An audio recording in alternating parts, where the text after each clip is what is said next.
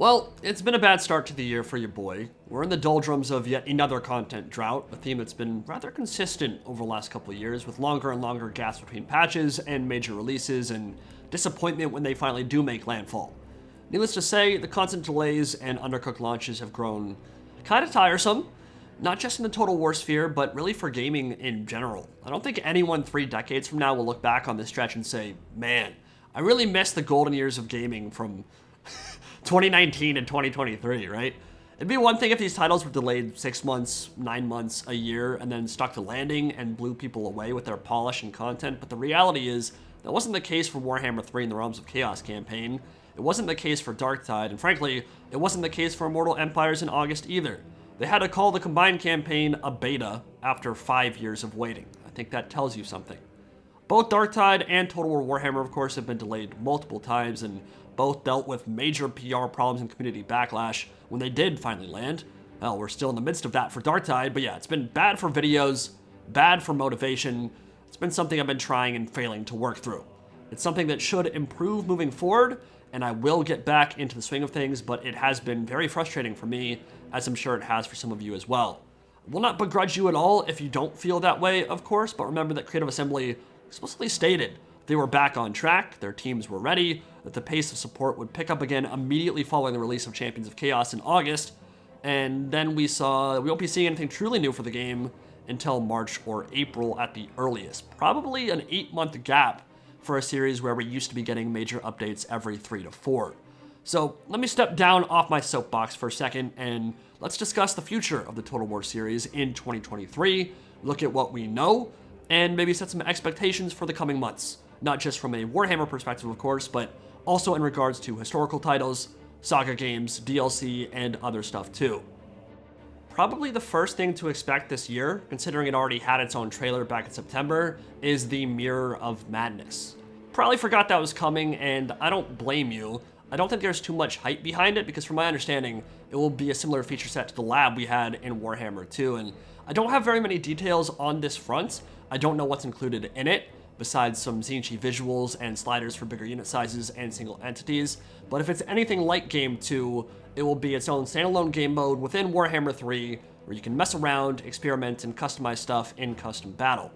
Back in the day, the laboratory was fun for a little bit, but with zero campaign or multiplayer functionality, and none of the performance improvements therein carried over to the real game, kind of just sequestered and isolated its own corner of the client, it had limited appeal and kind of just fizzled out. It was basically just a marketing ploy alongside Intel. That's what I'm expecting here. It would be great if some additional functionality was added this time around, letting people customize their own campaigns or play each other in multiplayer battles with it, because then it really opens the door to a lot of customization and stuff that you wouldn't be able to get access to otherwise.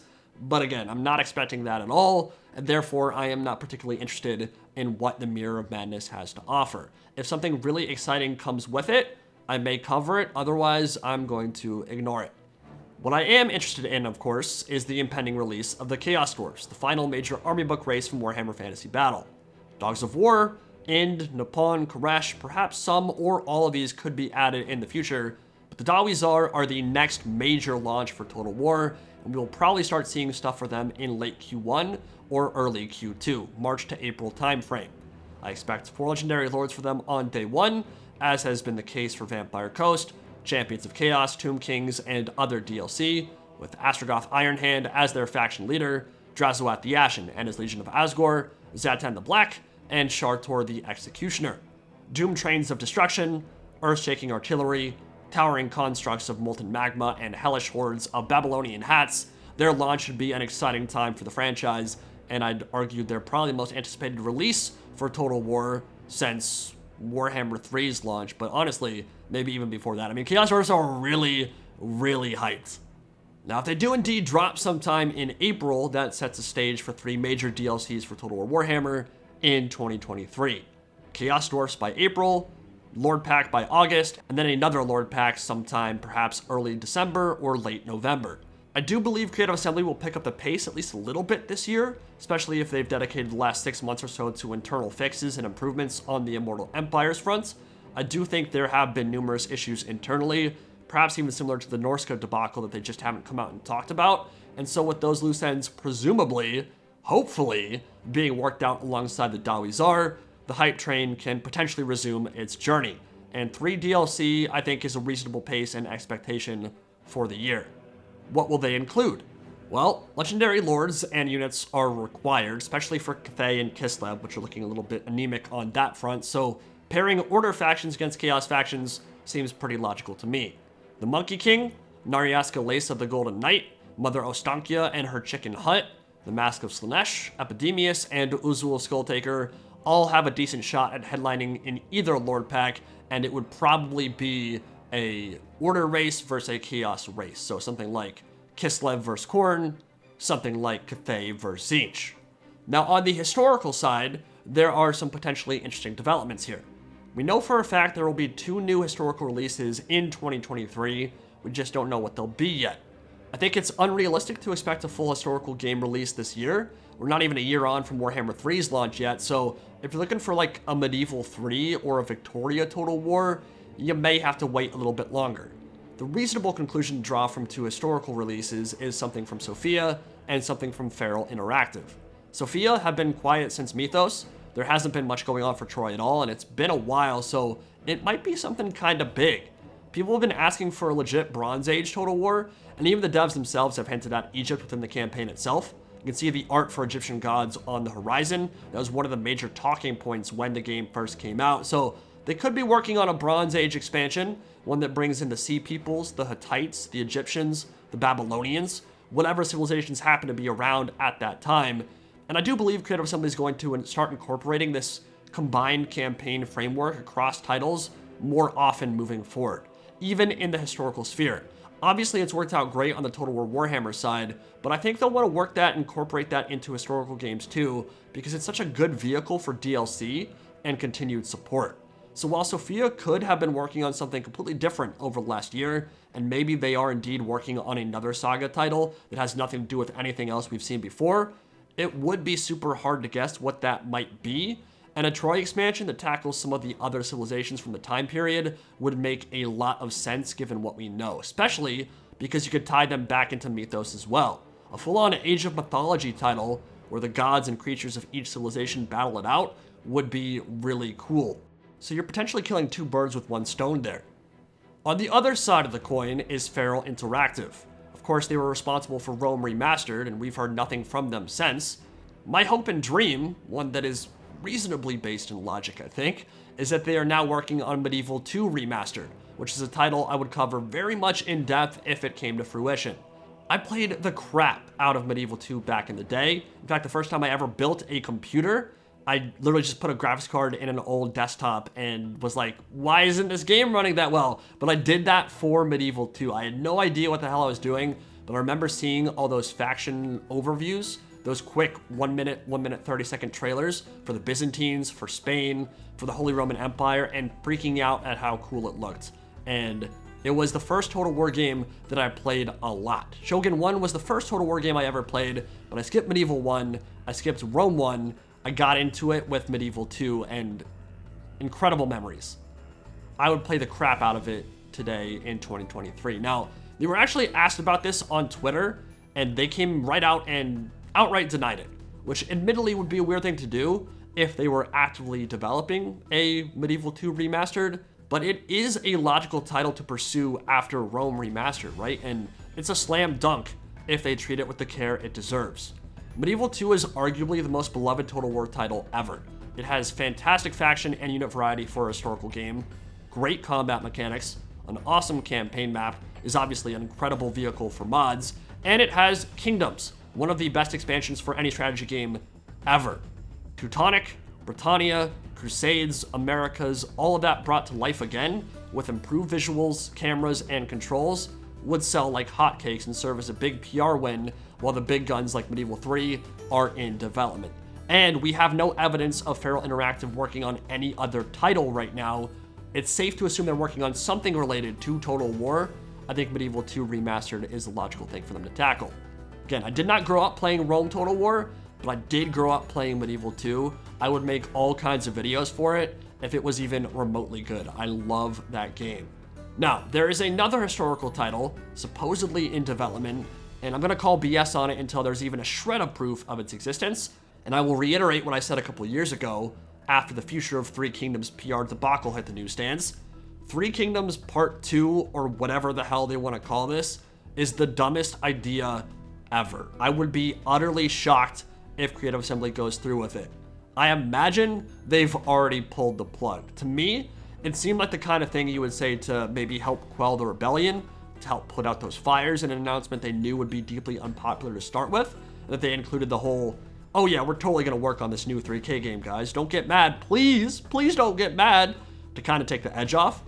But it didn't work, obviously, and in many ways, it only helped to stoke the flames there, because saying, we're going to release the same title for $40 or $60 yet again a couple of years from now, when you already have a perfectly functioning and modern title that you're dropping support for no real good reason, doesn't make even a lick of sense, right? Seriously, how would that even work? You're a customer that bought all the DLC, you have the Nan Man Pack, you have Fates Divided, Mandate of Heaven, World Betrayed, then they release a new Three Kingdoms game 2 or 3 years down the road. Is it going to be the super vanilla version again? Is it just going to be that base game? Are they going to remake all the DLCs too and sell them all over again? Does it build off the content you already own? Probably not, right? It's a new title, it's not a sequel.